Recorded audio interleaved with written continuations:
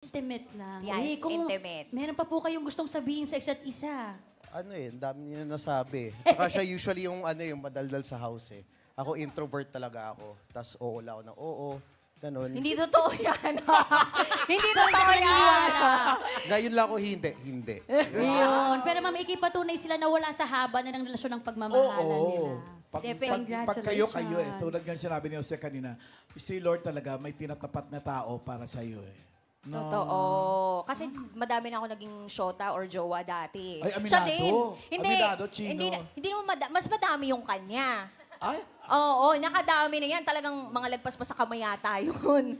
Pero ang mahalaga doon, marami man kayong differences, marami man kayong mga pinagdaanan sa buhay, marami man mga tao lumipas sa inyong buhay. Ang mahalaga, open yung communication ninyo about it and nagkakaintindihan kayo sa kasalukuyang panahon at mas iintindihan nyo pa yung isa't isa sa panghabang panahon.